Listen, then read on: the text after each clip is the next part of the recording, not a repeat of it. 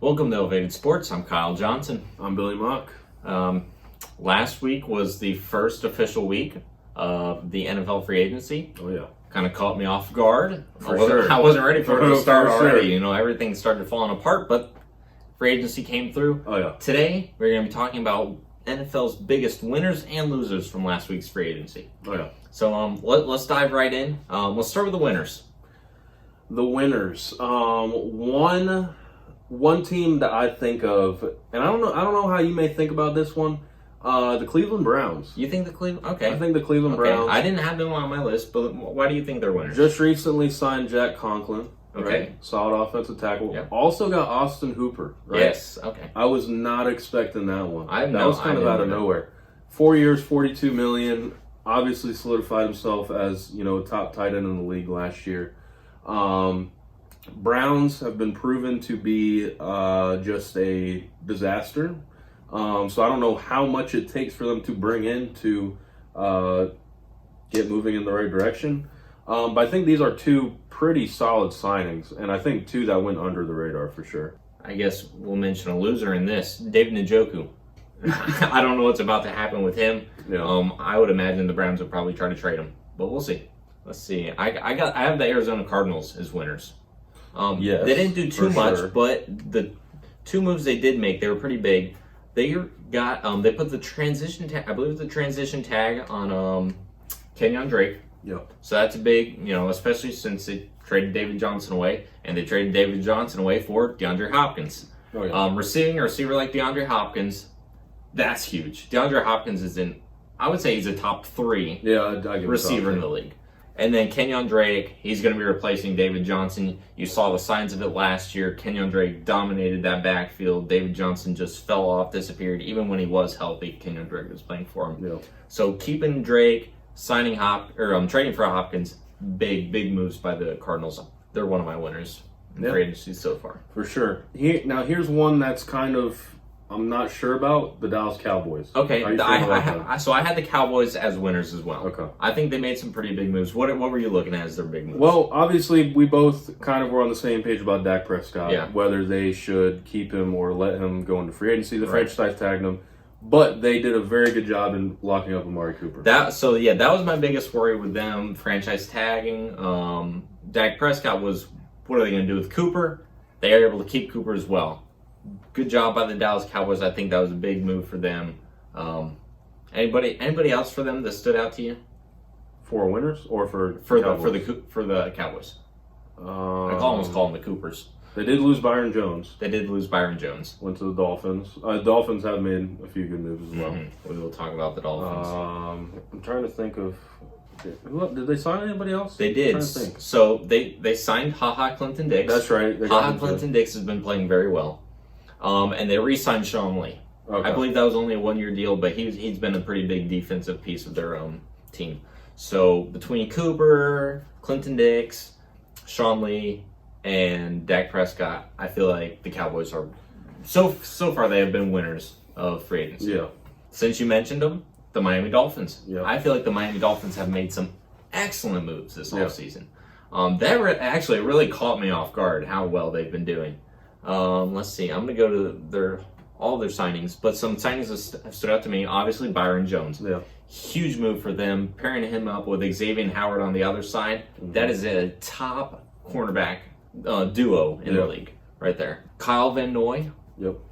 great defensive talent, playing linebacker. Shaq Lawson. I was surprised the Bills did not do something with him. He's a big pickup for them from a division rival. And another one, Eric Flowers. When he was playing for the Giants, he wasn't great. He really wasn't great. Mm-hmm. But from everything I've read, I didn't watch him too much last season because he played for the Redskins. But from all reports, he actually played pretty well with the Redskins last year. So it was a good turnaround for him. And if he continues to play that way, it's going to be an excellent pickup for the Dolphins.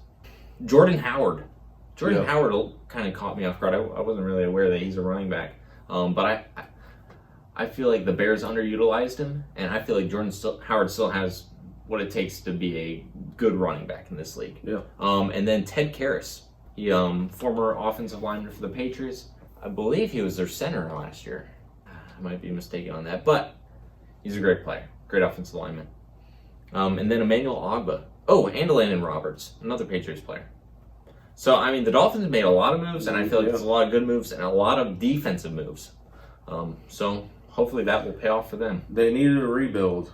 And they did. It's quite the rebuild. A lot of new players, and obviously probably looking to draft a quarterback first round, depending on what they want to do with Fitzmagic. Rumor mill has the Dolphins possibly attempting a blockbuster trade to draft Joe Burrow. Really? I haven't heard that yet. Which would include trading away, I believe they have 2 or 3 first-round picks this year. Yeah. I believe those would be involved in this trade if they're trying to trade up for that. That would be a big move, and that would be the icing on the cake for the Dolphins this offseason. Obviously, we want to talk about the Bucks. Yes, the Bucks. Brady got the franchise tag on Shaq Barrett. Yep. Also re-signed Jason Pierre-Paul. Yep, those were the big 3 I had for them. For sure, the big 3. Joe Haig. Big Joe. We'll call him Big Joe. Yeah, Big Joe. Big Joe protecting Big Tom. And then they agreed to terms with Kevin Minter today. I saw that. So that's going to be another big piece for them. So yes, I think the Bucks are definitely big winners of free agency so far. Brady being signed also attracts more and more free agents to the Bucks. For sure. So that's another big one for them. They're actually, speaking of the Bucks, I think there has been a lot going on in the NFC South-wise. That was another one I had on here. The entire NFC South is a winner right now. New Orleans Saints, let's go there first. Okay. Re-signed Breeze 2 years. Re-signed Breeze. Back half of his career, obviously. Just, was it today or yesterday? I think today, Emmanuel Sanders. Yeah, it was last night they signed Emmanuel Sanders to a 2-year deal. I thought that was a great deal for them. Because if you think about who they had, Michael Thomas was really it. That exactly. So they needed Michael somebody. Thomas was their only offensive receiver, really, who stood out. Yeah. Emmanuel Sanders is going to be a great second fiddle to Michael Thomas. For sure. Andrews Pete, they agreed to a 5-year deal with him. That's good. Protect Drew Brees in his old age. Taysom Hill, I'm not super thrilled about that for them, but whatever they want to do is what they're going to do. Falcons. The Falcons. Todd Gurley, probably I don't know if I want to say that was their biggest signing, but that was a big signing for them. Yeah, it was. It was only a 1-year deal, and Todd Gurley seemed injured last year. We never really got a full report on what was going on with him. If he can shake off whatever injury rust, whatever you want to call it, I feel like that's a great signing for the Falcons. They traded for Hayden Hurst. Signed Dante Fowler. Dante Fowler. Yep. Was probably, I would say Dante Fowler is probably their biggest move. Yeah. Kind of had a bounce back season last year. I think that was a good move by them. Yeah. And then last, Carolina Panthers. Not super thrilled by a bunch of their moves. They are still in the worst position in the NFC South. But signing Teddy Bridgewater was a huge move for them. Oh, yeah. I feel like they have a franchise quarterback in their midst. He signed 3 years, $63 million. They're going all in on Bridgewater. That was a lot more than I had Bridgewater making 3 years. So good for him. Trey Boston re-signed. Farrah Cooper signed with them. Russell Okung. Yep. So yeah, the entire NFC South has won this offseason. Yeah. I have 2 individual players I want to talk about. Darius Slay was a winner. Yeah. Darius Slay roasted Coach Matt Patricia. The Yeah. Lions coach Matt Patricia I think it was on Twitter. Just, totally trash talked him. So he's getting out, he's making his money, and he's got out of what seemed to be the toxic environment for him. So we'll see, but that seems like a big win for him. And then Ryan Tannehill was a big winner. For sure. He made bank. Ryan Tannehill, 4-year, $118 million. Tannehill's making bank. He may be the biggest winner. I mean, you look at how his career has gone. I saw a graphic, I think it was NFL or whoever. He went from tearing his ACL 1 year, and then I don't remember, he tore the same ACL or a different ACL the next year. I think he got replaced, and he got cut, and then the Titans took a chance on him. Then he replaced Marcus Mariota halfway through the season, took the Titans deep into the playoffs, and now he's making bank. Oh, yeah. So Tannehill, great turnaround, great player, apparently. He's making money. Before we move on from Tannehill, what do you think? Because there's a lot of people that didn't like the fact that Tannehill got his money, but Derrick Henry only got the franchise tag. How are you feeling about that? I feel like those were the 2 key offensive pieces for them. Yeah. And to sign both of them to long-term deals this year would be outrageous. They would not be able to do that and continue to make moves throughout the season. So I feel like it was the smart move for them. I believe don't quote me on this, I may be wrong, but I believe Derrick Henry's younger than Ryan Tannehill.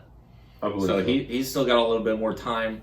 And we really saw Henry take off near the second half of the season. So I feel like the Titans want to see him play consistently the entire way through before making that final offer to him. Yeah, and I also think that, Tannehill not the best quarterback, pretty Right. decent, but you want to be able to lock down a quarterback Right. if you can see him being your franchise guy Right. before running back for sure. Right. So Right, because there's a lot of pieces you can put in at running back and make it kind of work. Running backs are very undervalued in the league. yeah, So I feel like this was just kind of like in the league sense, this was the standard move. But this doesn't rule out a long-term contract for Derrick Henry. He could still sign the contract and then agree to a long-term contract. I believe they have till like sometime in July, or maybe June or July to, agree on a long-term deal or play under the franchise tag. But I believe those are the winners of free agency week 1. Now let's talk about the losers. Losers. Okay, the Chargers were a team I wasn't sure about. Okay. They did sign Chris Harris, cornerback from Denver. They did lose Melvin Gordon, They lost who went to Denver. That's correct. But I'm not too worried about that because they do still have Austin Eckler, and Austin Eckler has proven that he can lead that backfield. The thing is they have been completely, just losers on getting a quarterback. Yes, yeah. They had the chance for Brady. I mean, Winston is still out there. I don't know if they're willing to go for Winston. Probably not. It seems like they've kind of flopped a little bit. They placed a franchise tag on Hunter Henry, which I thought was a questionable decision, but whatever. And then Trey Turner, they did trade for Trey Turner, who is going to be a good offensive lineman for them. But really, I feel like Austin Eckler was probably the most important signing they had. But yeah, the fact that they don't have a quarterback yet is a problem, and apparently they want to roll Tyrod Taylor. That's what I've heard. I like Tyrod Taylor, so we'll see how that works. Yeah. The Seahawks. The Seahawks, okay. They haven't really signed anybody significant, and then also there's the question mark next to Jadeveon Clowney's name. Yeah, so I believe Jadeveon Clowney is out of there. They really haven't made any big moves. The biggest move is probably bringing Bruce Irvin back to the team. Yeah. He's a great edge rusher. He's a great linebacker. Bruce Irvin is a good piece for them. But other than that, that's about their only big move of the offseason. They need to bring back Jadeveon Clowney. Will they? I don't know. I have no idea. Going back to the topic of teams that have not taken any quarterbacks yet. Your Patriots. I have the Patriots as big losers. Big losers. The Patriots are probably my biggest losers so far. They have re-signed Joe Tooney, or they franchise tagged Joe Tooney actually. Yeah. They have re-signed both the McCourty twins. Yes. They re-signed Matthew Slater, and that was about their only big moves. They signed receiver Demir Bird, Danny Vitale at fullback, and Bo Allen. But they have lost Tom Brady. They have lost Jamie Collins. They have lost Kyle Van Noy. They have lost Landon Roberts. They have lost Deron Harmon. They have lost Nate Ebner. They've lost Danny Shelton. They've lost Ted Karras. They are big losers. In fact, if it was possible, the Patriots would receive a first-round comp pick next year. But that's not possible. They will only receive a third-round comp pick next year. They have lost so much in this offseason, and they have gained very little. Yeah. They've kept Devin McCourty, who is probably their biggest re-signing in my opinion. Him and Matthew Slater, they're both getting up there in age. And Matthew Slater is only a special teams player, but what those two players bring in leadership is probably the biggest part of their signings. Yeah. So I have the Patriots as big losers. After losing all those players, they still only have Jarrett Stidham as quarterback, which worries me a little bit. Yeah. But we'll see. I got to think that they're going to draft offense heavy in this draft, I think. Considering there wasn't really anything outside of Brady and Edelman last year. Yeah, so. you would think they got to draft the entire team heavy. They really don't have much right now. I'm a little worried. Another big loser, DeAndre Hopkins. Yeah. You've gone from Deshaun Watson. Wait, I'll start on the Texans next. Okay. DeAndre Hopkins, I think he's pretty bummed. He is. I think he wanted to play with Deshaun Watson. They had a great connection. And going from Deshaun Watson to Kyler Murray, that is like a discount. You have gone from... It's off-brand. Yeah, you've gone off-brand.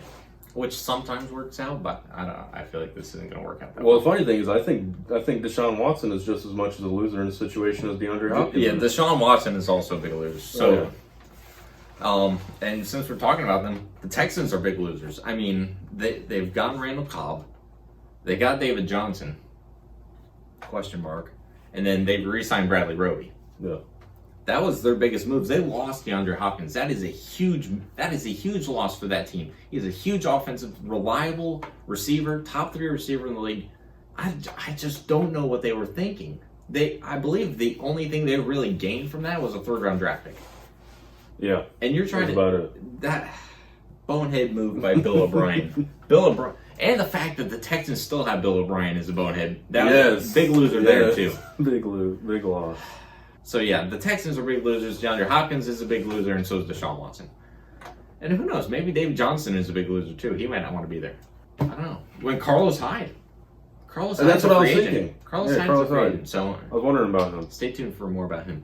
What about the Bills? What about the Buffalo Bills getting the Stephon Diggs move? How are you feeling about that? I feel like it's good because they did need another receiver. They needed a receiver, period.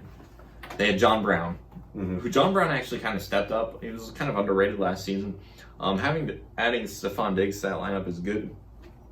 But they lost Shaq Lawson, who's a big defensive piece. Yeah. They lost a couple other big defensive pieces. So, I mean, they won some, they lost some. I didn't have them as a big winner or a big loser. They were just kind of like, They did good, but they didn't do great. And they didn't do terrible. The Diggs trade kind of surprised me a little bit. I didn't know how I felt about it, but...